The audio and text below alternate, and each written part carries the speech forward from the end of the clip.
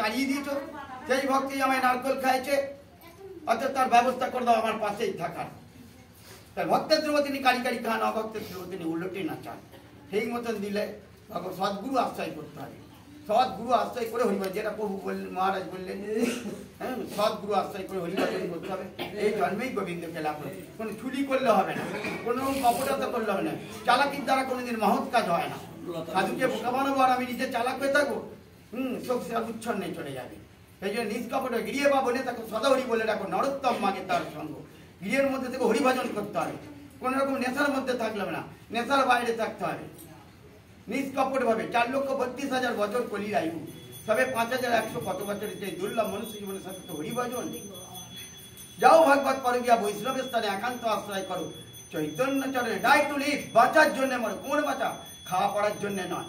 কৃষ্ণেন্দ্র প্রীতি বাঁচা, কৃষ্ণেন্দ্র প্রীতি তাদের প্রেম, আত্মেন্দ্র প্রীতি তাদের কাম। তাই আমাদের নিষ্কপট ভাবে হরিভজন করতে হবে। খুব দুর্লভ জীবন।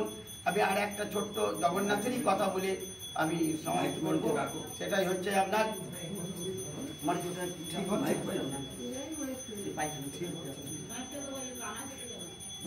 এক ভক্ত ছিলেন জগন্নাথের, তিনি খুব ভক্ত, খুব ভক্ত। তা তিনি হঠাৎ পায়খানা করতে করতে যাচ্ছে, আর জগন্নাথ মন্দির থেকে বেরিয়ে এসে তিনি পায়খানা পরিষ্কার করছে, আর উনি পায়খানা করতে চাই। তখন জগন্নাথ পেছন দিকে তাকিয়ে থেকে, এত নিকৃষ্ট কাজটা করো কেন? তুমি তোমাকে একটু করলেই ভালো করে দিতে পারো। বলো আমি তো ভালো করার মালিক নই, তুমি ত্রিজগতের পিতা, তুমি ভালো করতে পারবে না? বলো না, আমি ভালো করতে পারবো না। তখন বললো তাহলে কি করে?